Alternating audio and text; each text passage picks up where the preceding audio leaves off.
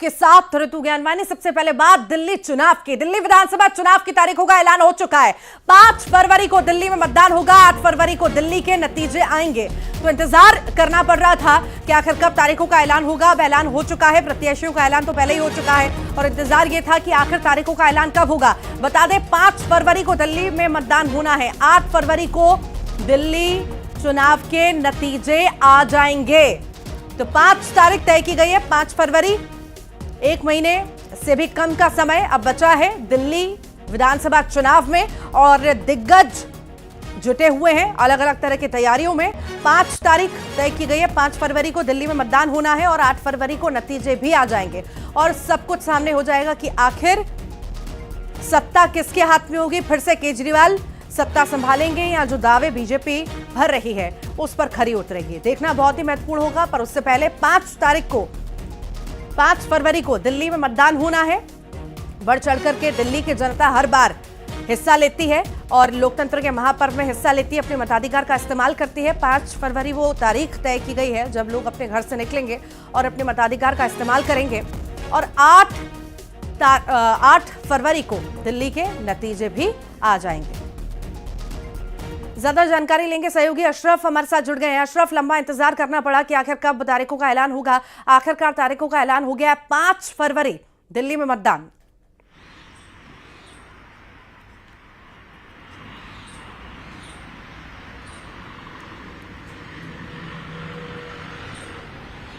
अशरफ, आपको मेरी आवाज मिल पा रही है?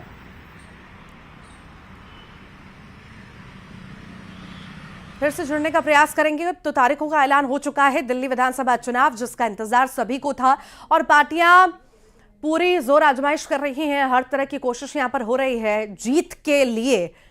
लोगों के बीच में जाया जा रहा है, अलग अलग योजनाएं चालू करने की बात की जा रही है, लोगों को किस तरह से फायदा पहुंच सके इस तरह की अलग अलग योजना भी जो है अभी जो दिल्ली सरकार है लगातार बना रही है। केजरीवाल बना रहे हैं, लोगों तक वो योजनाओं का लाभ किस तरह से पहुंचे उसके बारे में भी जानकारी वो दे रहे हैं।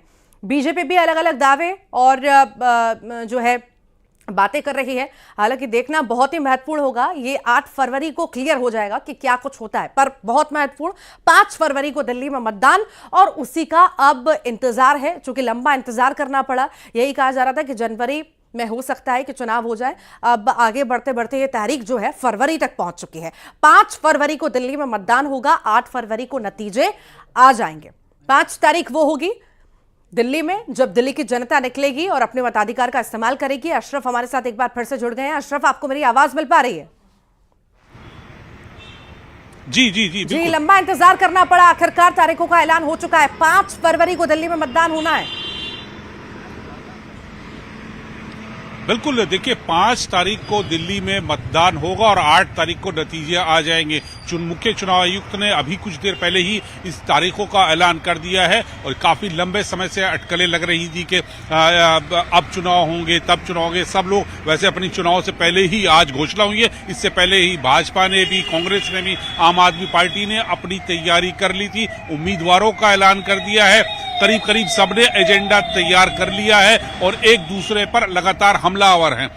2 दिन पहले ही प्रधानमंत्री ने भी दिल्ली को बहुत बड़ी सौगातें दी थी। उसके बाद से अंदाजा लगाया जा रहा था कि कभी भी दिल्ली विधानसभा चुनाव का ऐलान कर दिया जाएगा और अब 2 बजे मुख्य चुनाव आयुक्त की प्रेस कॉन्फ्रेंस हुई और उसमें ये ऐलान कर दिया है कि 5 फरवरी को मतदान होगा और 8 फरवरी को नतीजे आ जाएंगे। तो बिल्कुल अब साफ है कि अब दिल्ली का ताज किस पे के सर पर होगा। आम आदमी पार्टी क्या दोबारा सत्ता में बनी रहेगी या फिर कांग्रेस या भाजपा, इनमें से किसके सिर पर सरकार का ताज होगा, ये 8 तारीख को जो चुनाव नतीजे आएंगे वो तय कर देंगे। लेकिन चुनाव से पहले तीनों दलों ने अपने उम्मीदवार चुनाव मैदान में उतार दिए हैं। आम आदमी की पार्टी की बात कर लीजिए, चाहे कांग्रेस की बात कर लीजिए, भाजपा की बात कर लीजिए, सभी ने मजबूत उम्मीदवारों को चुनाव मैदान में उतारा है और इस बार के जो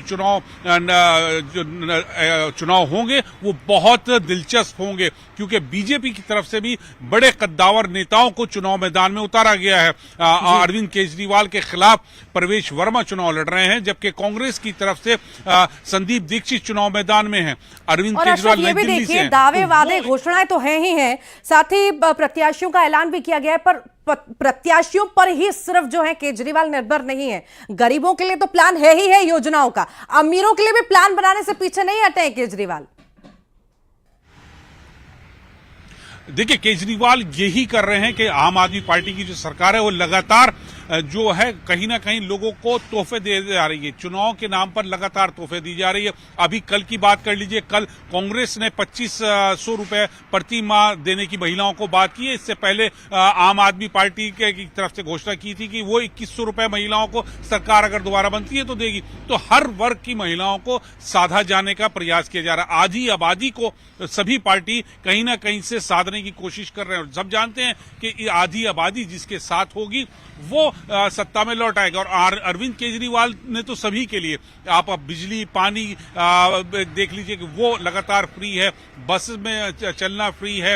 अब कई स्कीम शुरू कर दी जो बुजुर्गों के लिए, संजीवनी योजना वो शुरू कर दी। तो योजनाएं लगातार शुरू कर रहे हैं, लोगों को अपनी तरफ सरकार में लाने का, कि सरकार आती है तो ये सुविधाएं होंगी। तो लगातार वो वादे किए जा रहे हैं और योजनाओं के बारे में बता रहे हैं। इसी तरह से कांग्रेस भी अपनी 5 गारंटियों को लेकर चल रही है। जैसे कल ही प्यारी दीदी योजना शुरू की गई, 2500 रुपए देने की बात की गई। तो भाजपा भी इससे पीछे नहीं है, भाजपा भी लगातार कोशिश कर रही है कि वो योजनाओं के बल पर मतदाताओं को रिझा सके और सत्ता में वापसी कर सके। जी, ठीक। फिलहाल बहुत बहुत शुक्रिया अशरफ जानकारी को साझा करने के लिए।